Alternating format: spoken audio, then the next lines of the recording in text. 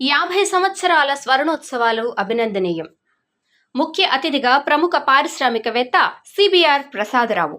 ప్రభుత్వం 5 ఎకరాల స్థలం చూపిస్తే తన సొంత నిధులు 1,08,00,000తో జూనియర్ కాలేజీ నిర్మిస్తానని ప్రముఖ పారిశ్రామికవేత్త సిబిఆర్ ప్రసాదరావు హామీ ఇచ్చారు. మహేశ్వరం మండలం పరిధిలోని అమీర్పేట గ్రామ ప్రభుత్వ ఉన్నత పాఠశాల స్వర్ణోత్సవాల ముగింపు కార్యక్రమం.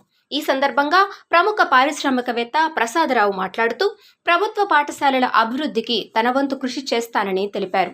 అమీర్పేట గ్రామం చుట్టుపక్కల ప్రభుత్వం 5 ఎకరాల స్థలాన్ని ఇస్తే ఆ స్థలంలో అన్ని సౌకర్యాలతో కూడినటువంటి క్రీడా పాఠశాల, కళాశాలను నిర్మాణం చేసి గ్రామీణ క్రీడాభివృద్ధికి కృషి చేస్తానని తెలిపారు.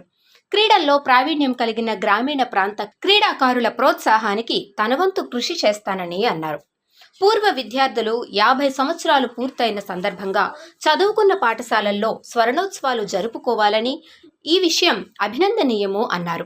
ప్రభుత్వ పాఠశాలల అభివృద్ధికి తన వంతు సహాయ సహకారాలు ఎల్లప్పుడూ ఉంటాయన్నారు.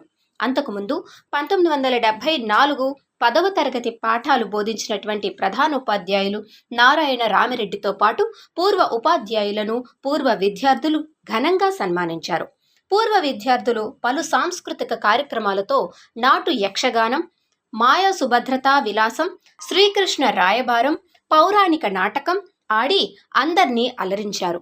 పాఠశాలల్లో చదువుకున్న 50 బ్యాచ్ల పూర్వ విద్యార్థులు వారి చదువుకునే అప్పుడు ఎలా ఉండేదో గుర్తు చేసుకుంటూ ఉపన్యాసాలు చేశారు. పూర్వ ఉపాధ్యాయులను సన్మానించారు.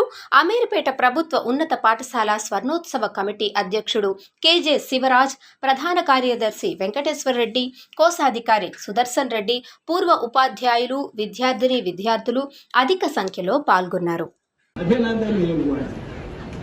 నేను ఈ కార్యక్రమం ఇంత గొప్పగా జరుగుతుందని కూడా ఊహించలేదు. కానీ ఊహించిన దానికంటే ఎక్కువ అభివృద్ధిలో ఎక్కువ జరుగుతున్నట్టు నేను భావిస్తున్నాను. వాళ్ళ యొక్క స్వాగతము, వాళ్ళ యొక్క వినయ విధేయతలు చాలా పట్టుకు నాకు నచ్చినాయి. ఈ రోజు మళ్ళీ ఈ గ్రామానికి నన్ను పిలిపించి ఈ ఉన్నతమైన వేదిక నుంచి నన్ను గౌరవిస్తున్నందుకు మీకు అందరికీ సదా కృతజ్ఞునిగా ఉంటాను. ఒక విషయం నేను మీతో తెలియపరుచుకుంటున్నాను. కొంత మనము ఇక్కడికే కాలాతీతమైంది, కొంత తొందరగానే ముగిస్తాను, ఎక్కువ దూరం పోను. నేను పూర్వము నేను ఈ గ్రామానికి 1965లో బదిలీ పైన రావడం జరిగింది. ఆ పరిస్థితుల్లో ఎట్లా ఉందంటే ఎటు 7-5-6 కిలోమీటర్లు కూడా ఎక్కడ కూడా రహదారులు లేవు. ఎటువైనా నడిచి రావాల్సిందే. కానీ గ్రామం పెద్దగా ఉన్నది, చుట్టుముట్టు 14 గ్రామాలు ఉన్నాయి. కానీ ఎలాంటి అభివృద్ధికి నోచుకోలేదు.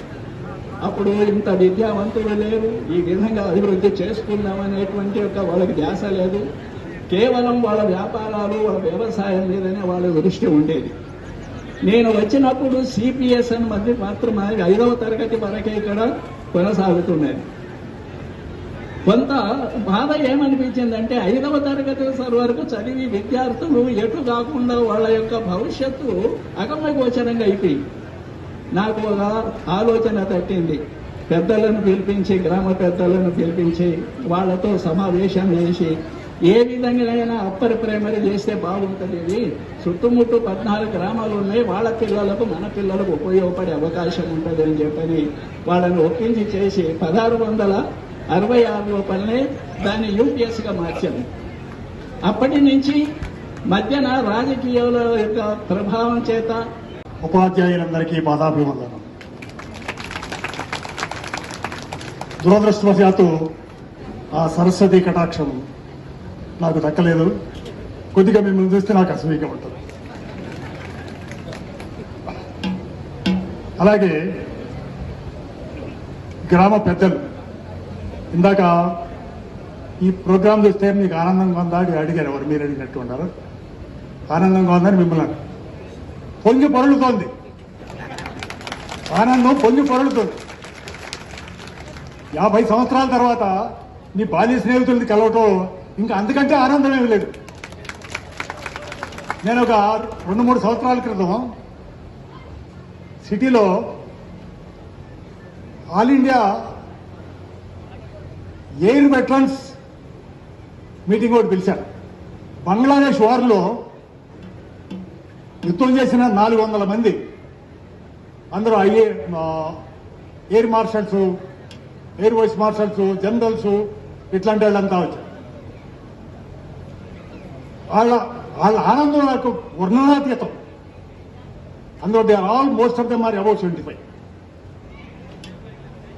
వాళ్ళు చెప్పారు, నేను పిలిచినాడు ఎవడు, నేను లోయెస్ట్ ర్యాంక్ సిపాయి, ఎయిర్మెన్ అంటారు సిపాయి, నేను లోయెస్ట్ ర్యాంక్ లో రిటైర్ అయ్యాను. ఓన్లీ 9 సంవత్సరాలు చేసి బయటకు వచ్చాను. అందులో ఒక ఆయన అన్నాడు, మా ప్రాణాలు తెగించి యుద్ధం చేశాం మేము, ఏదో మా ముఖానికి కొన్ని అవార్డులు బారేశారు, మా తర్వాత మమ్మల్ని ఎవరు పట్టించుకోవాలి. ఇన్ని సంవత్సరాల తర్వాత, 50 సంవత్సరాల తర్వాత ఒక సిపాయి మమ్మల్ని తీసుకొచ్చి అందరినీ కలిపాడు. మాకు ఎంత ఆనందంగా ఉంది.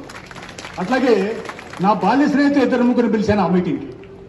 వాళ్ళు అన్నారు, సిబిఆర్ గారు మీరు ఎన్నెన్నో పెద్ద పెద్ద మీటింగులు, చాలా మంది, వేల మంది వచ్చిన మీటింగులు చూశాను, కానీ వాళ్ళన్నా తిన్నారు పోయారు, కానీ వీళ్ళు చూడండి, వీళ్ళ ఆనందం చూడండి. సో అట్లా 50 సంవత్సరాల తర్వాత బాల్యమిత్రుల్లో కలవటం అనేది నిజంగా